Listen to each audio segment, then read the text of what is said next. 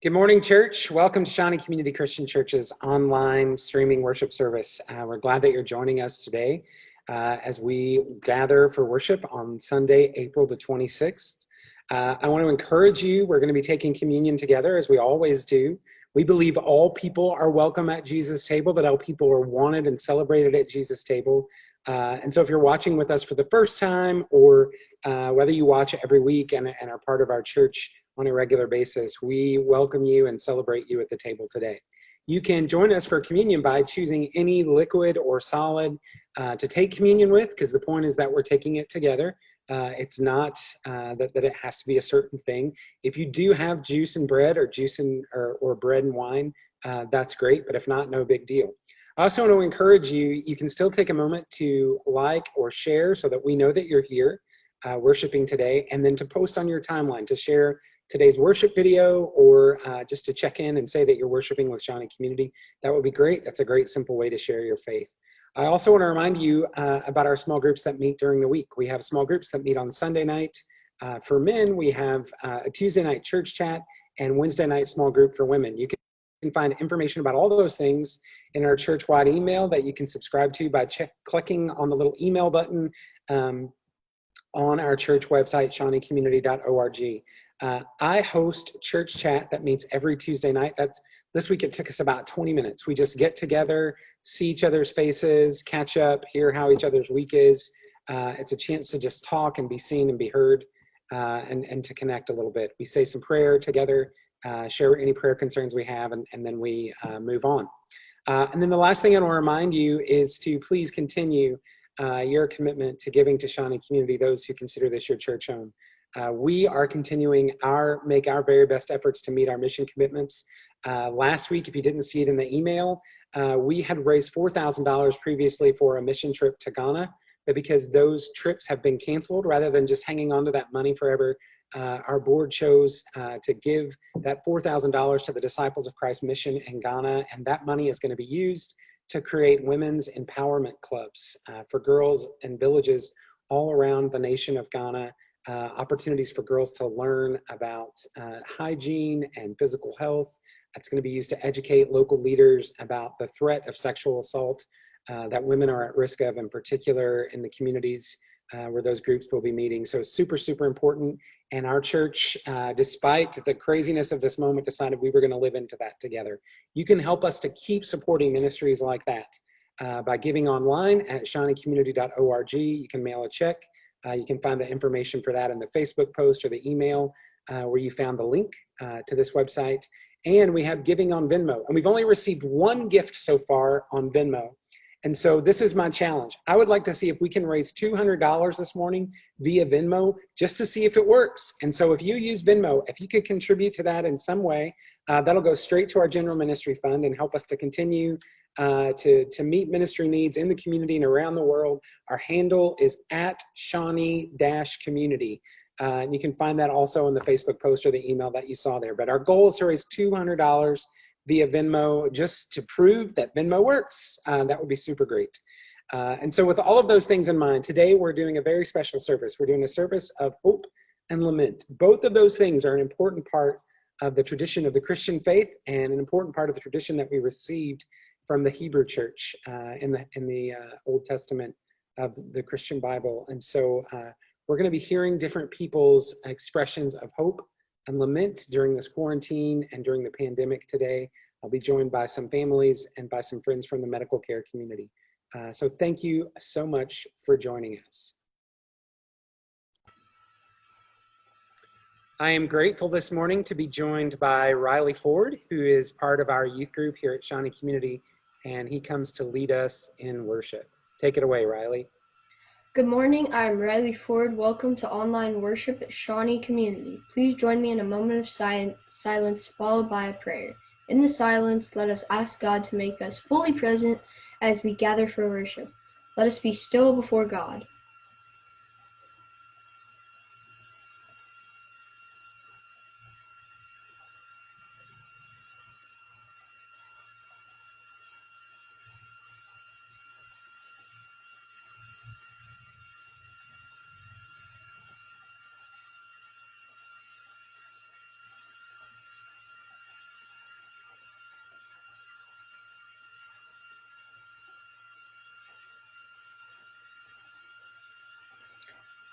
God, let us welcome you and each other today as we worship in a way that opens grace and justice between us.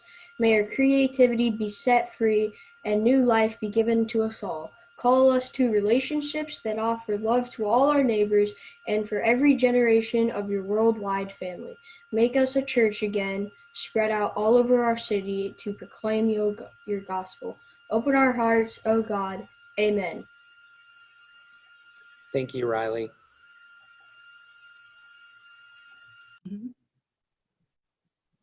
And so at this time, we welcome Renetta as she comes to lead us in worship. Good morning, Renetta. Good morning. Let us worship together today. In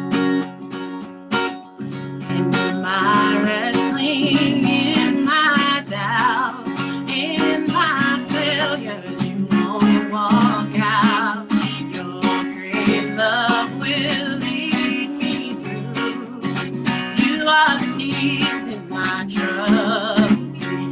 Oh, you are the peace in my troubled sea.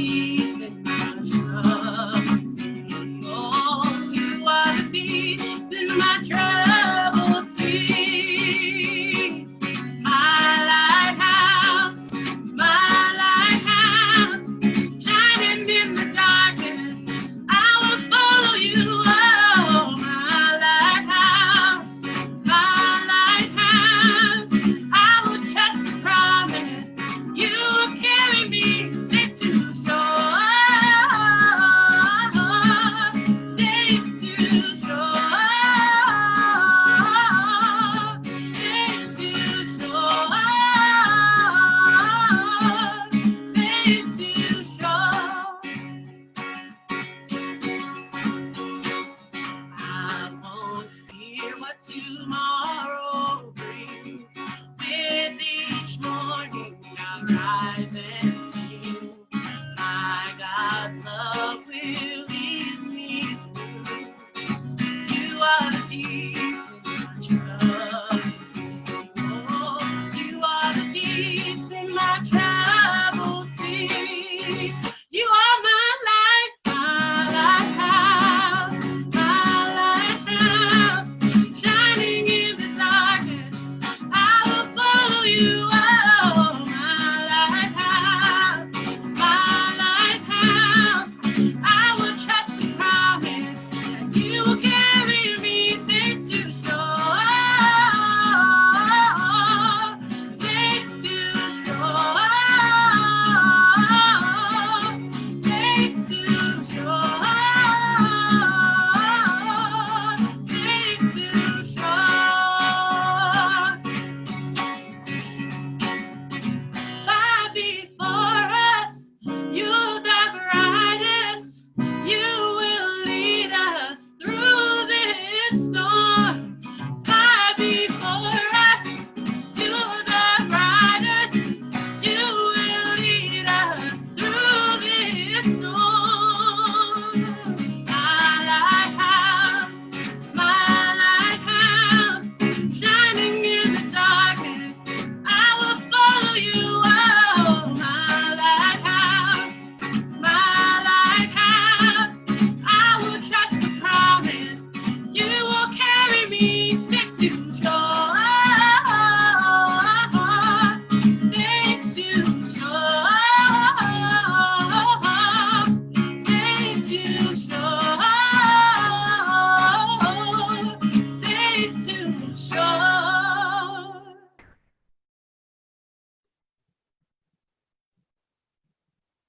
So one of the most important things I think we inherit from the Hebrew tradition is the ownership and the responsibility and the opportunity to express lament to God. Sometimes in the church, we fail people by making faith sound like it's always supposed to be joyous and happy, and that there can never be any sense of frustration or pain or sorrow. And that's just not what our tradition says, and it's not what the scripture says. In fact, a significant portion of the Hebrew Bible is laments. We have the whole book of Lamentations, which is lament, and a significant portion of the Psalms are laments. And often in the Psalms, there's this weird balance between hope and lament. There's this understanding that even though we worship a God of hope and we look to the hope that we find in God, that there's also a real sense of pain sometimes for us. And so the Hebrew people, as part of their tradition, continue to teach us what it means to live in an honest relationship with God and to express both of those things. And so before we begin this conversation with our friends who are joining me here today, I want you to hear from Psalm 44. And verses 1 through 8 from Psalm 44 are beautiful, hopeful words to God. And so hear these words of God. I ask you to just listen for the hope as you hear them. The psalmist writes, "We have heard it, God, with our own ears. Our ancestors told us about it, about the deeds you did in their days, in days long past. You, by your own hand, removed all the enemies, and you planted our ancestors. You crushed those who would hurt us, and you set our ancestors free. Not by their swords did they take possession of the land. Their own arms did not save them. No, it was your strong hand, your arm, and the light of your face, because you were pleased with them. It's you, God, you who are my ruler, the one who orders salvation for Jacob. We have pushed our foes away by your help. We have defeated those who would hurt us by your name. I won't trust in a bow. My sword will not save me, because it is you who saved us from our foes, you who put those who hate us to shame. So we glory in God at all times, and we give thanks to your name forever." Now that is verse 8. Is the last part of that. And now, here verses 9 through 16 that come right after those words of hope and of God's love for God's people. This is the next verse from Psalm 44, beginning, 44, 9 through 16 says, "God, now you've rejected and humiliated us. You no longer accompany our armies. You make us retreat from the enemy. Our adversaries plunder us. You've handed us over like sheep for butchering. You've scattered us among the nations. You've sold your people for nothing, not even bothering to set a decent price for us. You've made us a joke to all of our neighbors. We're mocked and ridiculed by everyone around us. You've made us a bad joke to the nations, something to be laughed at by all peoples. All day long, my disgrace confronts me, and shame covers my face. Because of the voices of those who make fun of me and badmouth me, because of the enemy who is out for revenge." And then here the final pieces of this chapter from 23 through 26. "Wake up. Why are you asleep, God? Get up. Don't reject us forever. Why are you hiding your face, forgetting our suffering and oppression? Look, we're going down to the dust. Our stomachs are flat on the ground. Stand up. Help us. Save us for the sake of your faithful love." And so part of what it looks like for us to be faithful is to express the sense of hope that we find in God when we find it, and also to be honest in our relationship with God and express our doubt and our pain and our question, and to express that sense of lament. There's no rules for how to do that. There's no qualifications you have to make to it. It's just an honest expression of how we feel. And so today I've invited some friends to join me to just share different ways that they've experienced lament during this quarantine, and to share any signs of hope that they've seen. So the first folks that I want to welcome are my friends Ryan and Jamie McGinn. Ryan and Jamie, good morning. Good morning. So you want to just tell us very quickly what you've been doing during the quarantine, what quarantine life has looked like for you all? It hasn't been too much different than our normal. Oh, yeah? Really. We don't go out that much anyway. Except for a lot of working from home and, of course, the classes from home. Yeah, you're teaching online classes for 2 kids. Yep. And trying to do work, so that's different. So I asked you ahead of time to just kind of think about what lament you feel during this quarantine, or what hard things you've experienced during the quarantine. what do you think about that? I think we're part of the lucky group that hasn't been directly impacted. So we haven't had friends or family who've gotten sick. We don't work directly with the people who've been involved in really the tragedy of this. So we're lucky in the fact that we've been inconvenienced, and that's probably the extent of it. But I would say the hardest part has been watching our kids miss their milestones.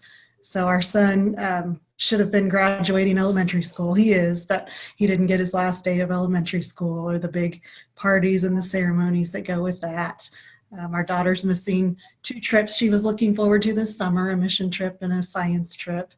I've got dear friends who are missing their seniors' graduations from high school. So I think that's the hardest part, but in saying that, we know we're lucky that that's been the hardest part. Yeah, but I think it's okay to admit those are still really painful things, right? Oh, absolutely. Absolutely. And they're griefs for you too, not just for your kids, but those are moments parents dream of, that we miss. And so send love to you guys for experiencing that. And then on the other side of that, are there ways that you've seen hope or God at work during this quarantine? Yeah, so the way that I think I've seen it most is watching families walk past the house that never used to before. So I'm seeing a lot more, families coming together. And then also on the few times when I do go outside to the store, safely, socially distanced, people are being nicer to each other. And those are things that I hope will continue afterwards. Yeah. But it's good to see, and hopefully that's examples that kids and others will continue after this all ends. Yeah, I've been thinking a lot about in the Hebrew tradition how they would take years away from agriculture to just let the land rest, and then that would be a time for them to focus to, or what Sabbath meant, it was this time of gathering. And I think for those of us who are kind of in that inconvenienced pile, like that's the worst that we've experienced, is just the inconvenience of it, is we're getting to experience some of those pieces of it. I was looking this morning at this CBS News article, and it was pictures of smog from a year ago in different cities versus now, and just the way the earth is even experiencing rest during that. And so those are ways that when I'm feeling the inconvenience bug, that I find some hope too. So thank you all for sharing and for being here this morning. And so I want to share now, this is Mary Williams. For those of you all who don't know, Mary Williams is a part of our church family. And Mary, give me one second. So Mary and I were texting back and forth early during the pandemic, and she shared with me, she works in the cardiac center at St. Luke's downtown, and she shared with me very early on that her floor was being converted into a COVID unit. And I know that that's been a taxing and difficult thing. In fact, today she was going to be with us to share, and she got the opportunity to go to with her kids and husband to be out on the family farm alone together, and just to have some break and some Sabbath.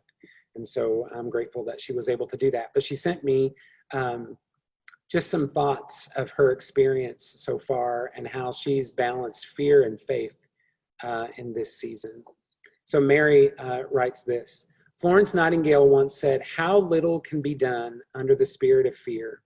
The spirit of fear certainly defines the times we are living in, but faith has proven fear will not define how we live in those times. I'm a cardiac nurse. My teams provide care to heart patients. On March 16th, we were told our entire unit would be COVID rule out and positive patients. The fear in us said, no way, we can't. We can't put ourselves at risk, our families, my immune compromised husband, my children, my family that has to care for my children because I have to care for the unknown. Fear said this will never be okay. We all cried, we were angry, and the spirit of fear consumed us. But our faith said, it's okay. Faith said for us to put on our 2 masks and face shields and gowns and gloves and practice in the spirit of faith. The resolve in my teammates' eyes as they donned personal protective equipment and held the hands of patients dying alone reminded us that our calling is greater than the spirit of fear. Their fear gave us strength and faith that our fear was okay, but that faith is greater. Fear has not disappeared, but faith speaks louder. Faith says, I got this. There are great sorrows, but we have also had great triumphs to celebrate. We have mourned those we lost. We mourn that what we were, and mourn that we will never be quite the same. But faith shows us to celebrate that we are stronger. The support of those near and far, they celebrate us. Their love and faith make us stronger. We form bonds forged in fear, but maintained in growth in faith. The staff of MICC, St. Luke's Hospital, and healthcare workers around the world have stood up and in one voice said, nothing will be done in the spirit of fear. The spirit of faith will overcome, and we will get this done.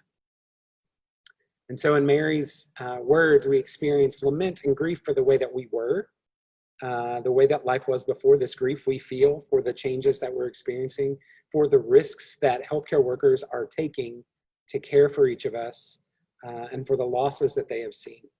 And we also see hope in the love that's being shared and in her commitment to passion. So thank you, Mary, for that. And so now I want to invite Dana Green to join me. Dana, tell us who you are and what you've been doing during the quarantine. I am a nurse at Children's Mercy. I work in an outpatient clinic for the last couple of years, and I've recently taken on a leadership position in our clinic as an assistant nurse manager. Right about the time that this crisis hit, I transitioned officially into that new role just by necessity. I had to kind of jump in just head first. So. Yeah. And so where have you experienced lament during this quarantine? Your experience is certainly different from, Jamie and Ryan, we talked about, we've had kind of that same just being inconvenienced experience. But those of you working in the medical community are just experiencing this in a whole other way. Where have you experienced a sense of lament or sadness during this quarantine? I think in seeing stories of heroes in healthcare that people in my community know and have connection with, not only that, but family members and different, just people in our circles that are suffering.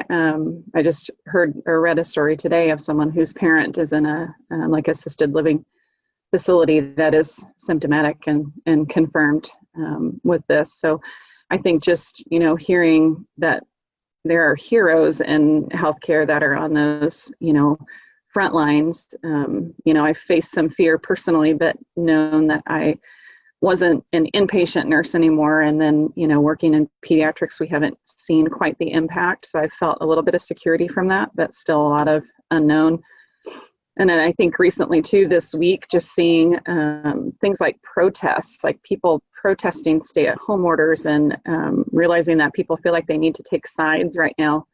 I normally value perspective and just trying to extend grace as much as I can, as in my life personally. But this is something that I've found has angered me this week and honestly just confuses me. I just don't think we need to be taking sides and protesting. We need to be safe and smart and healthy.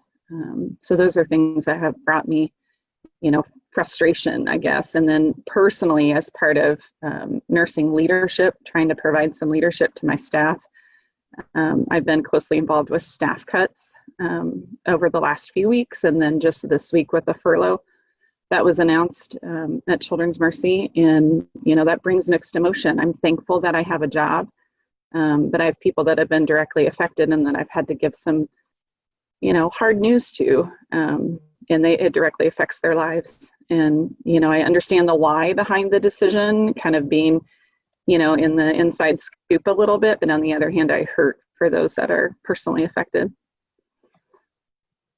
What signs of hope spring to mind for you in the midst of all? That's a lot. And on top of all that, for folks who don't know you, you're also a mom and a partner in the midst of all this, right? So you've got like this personal life that doesn't have anything to do with work, that the rest of us are stressed out just trying to do that part.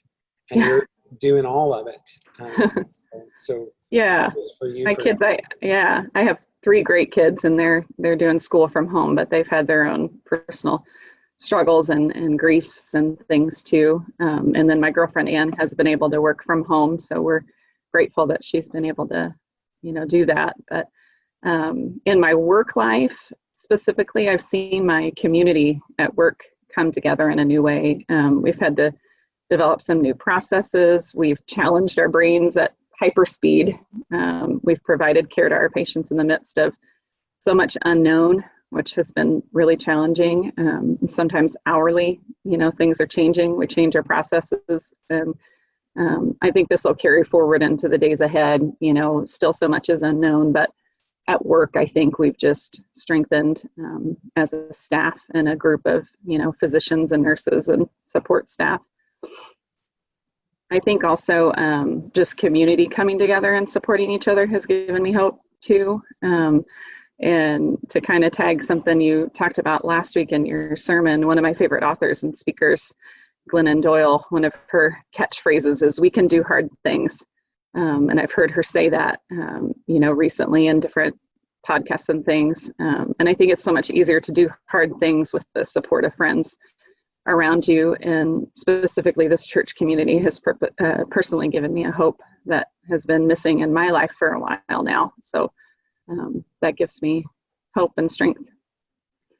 Thank you so much for sharing with us this morning, and we're praying for you and grateful for you for the ministry that you're doing every day, caring for people, and so love to you and to your family as well. Thank you so much.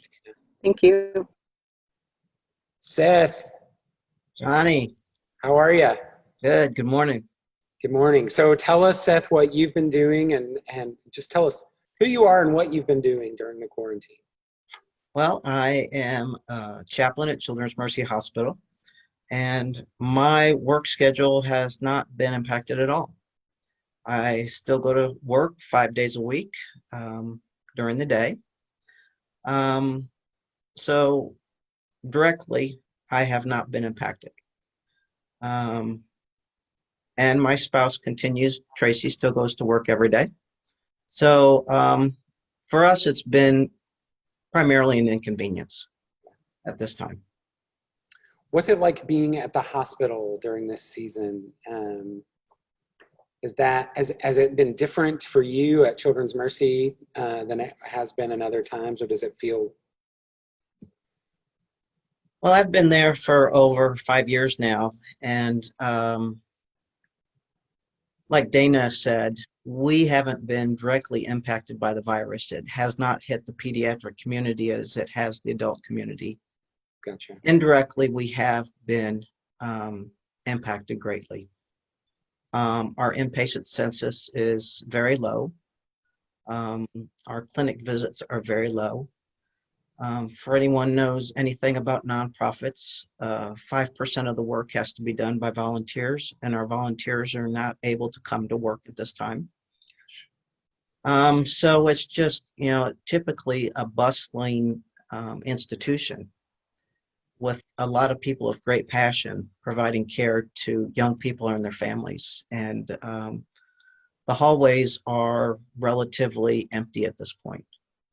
People are just afraid to come to the hospital, which is one of the laments, because there's a lot of young people in our community who have chronic health conditions, who regularly need to come to the hospital for continued maintenance of their medical condition, and they're not able to do that right now.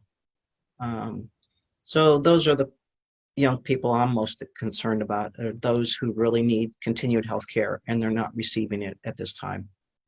And a lot of those young people live in homes where there's food insecurities, financial insecurities, healthcare insecurities, and so they are always in need.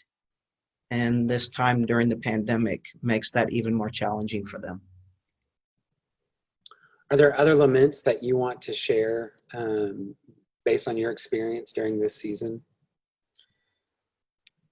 Well, I've noticed, especially with some of my older friends and even my parents who live in senior center, they're typically isolated to begin with. And now they can't even go out of their own apartments or their own rooms to go see other people because they are in that population, that age population, that are at high risk. Yeah. And so they are even more isolated than ever before. Where have you seen hope during this season? Well, I have been able to, a lot of what we're doing right now in chaplaincy is providing staff support, which is a big part of our job typically, but especially so right now during the pandemic and people worrying about furloughs and losing their jobs. And during a support meeting online, similar to this, a Zoom meeting, I was talking with a coworker who is the parent of a young child.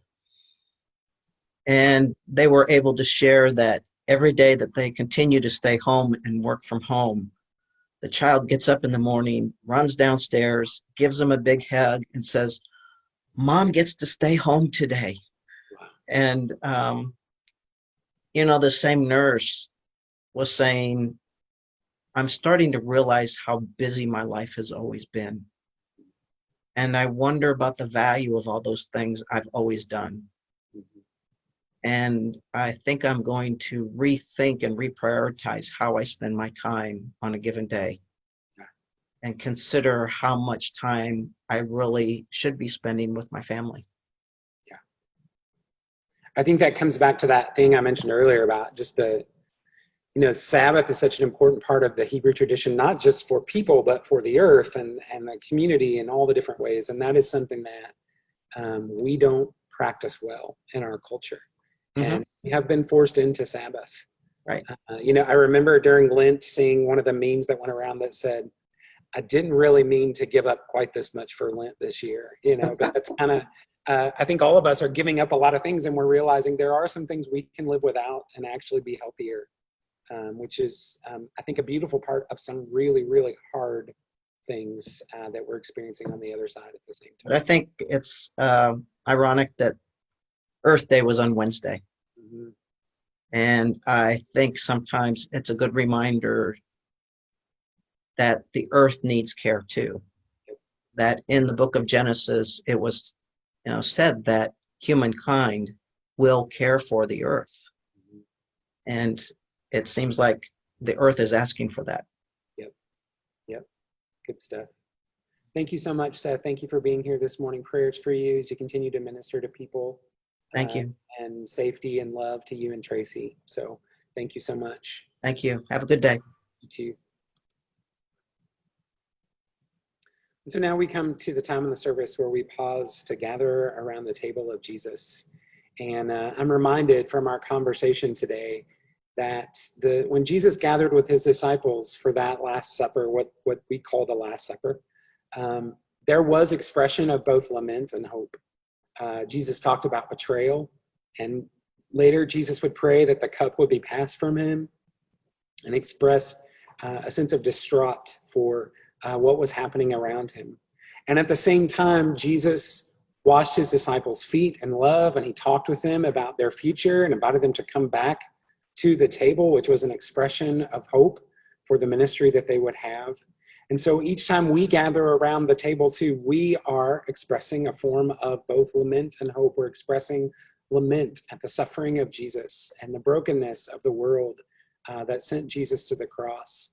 And at the same time, we express hope in the beloved community driven by the Spirit and by the power of the resurrection to continue to live out the ministry of Jesus. And so I remind you, my sisters and brothers, as you gather your elements together, that on the night of his betrayal, Jesus gathered with his disciples. And he took the loaf and he blessed it and broke it and said, "This is my body. It is broken for all of you. Each time you come together, take this and remember." And then he took the cup and said, "This is my blood poured out for the many." And all of us, wherever we are on the journey, we are all the many. And so this is the bread of life offered to us, and this is the cup of God's love. Will you join me as we say together now the Lord's Prayer?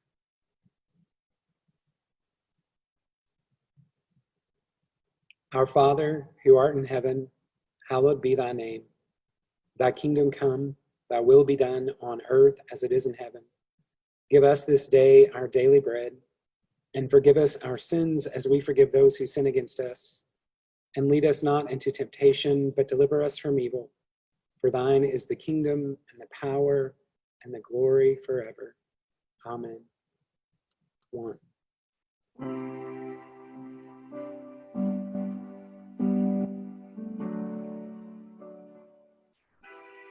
You are not hidden.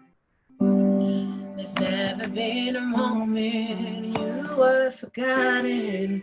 You are not hopeless. Though you've been broken, your innocence stolen, I hear you whisper underneath your breath.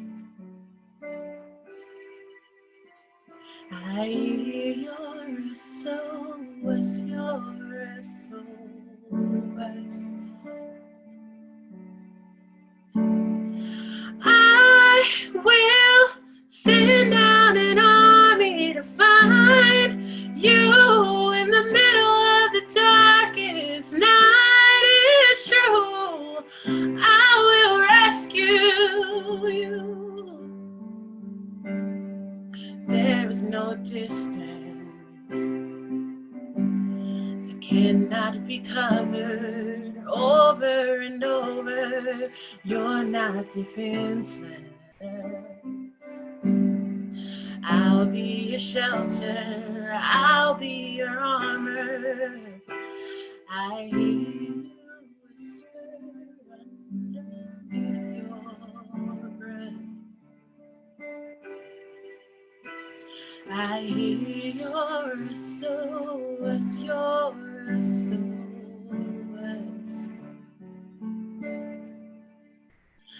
I will send out an army to find you in the middle of the darkest night. It's true, I will rescue you.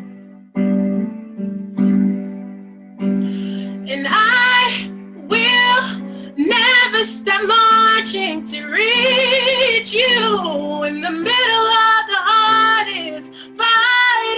It's true, I will rescue you.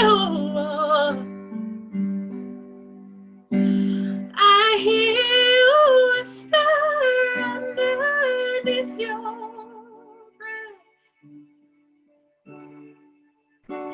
I hear you whisper, you have nothing left.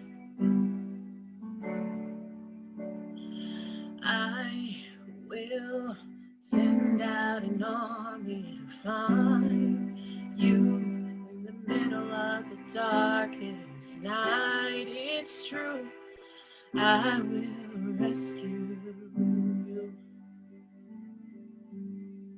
And I will never stop marching to reach you in the middle of the hardest fight. It's true, I will rescue you. Oh, I will rescue you. Thank you, Renetta. Before we go, I do want to say one of the things that I've tried to do is check in with different folks from the healthcare community who are part of our church.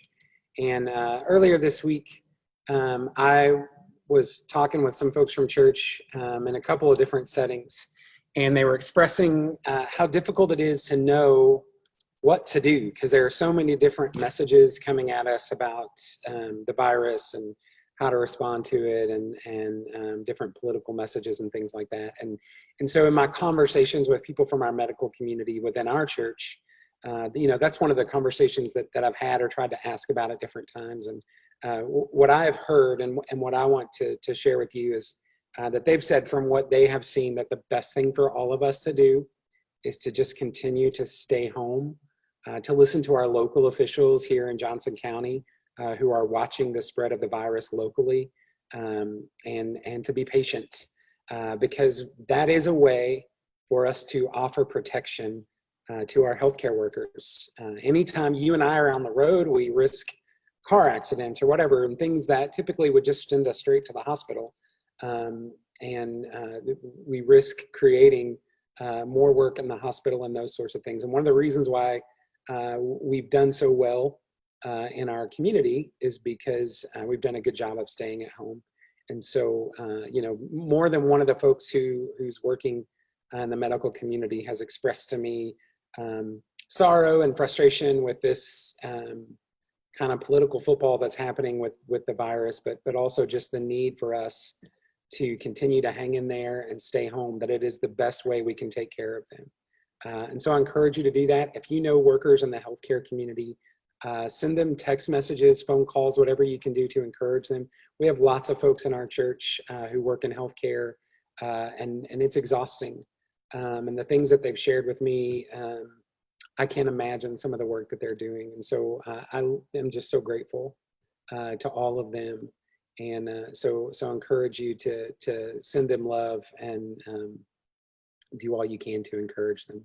And so in leaving today as our benediction, I want to read to you. So earlier when we were reading, we skipped from Psalm 44. We skipped a couple of verses, and I want to come back and read those as our closing verse as we think about all of the different emotions expressed in Psalm 44 and all of the different emotions that are part of a real and honest faith. Hear these words from the psalmist as we go. All of this has come upon us, but we haven't forgotten you or broken your promise. Our hearts have not turned away, neither have our steps strayed from your way. Remember us, O God, as we remember you. Amen. Go in peace.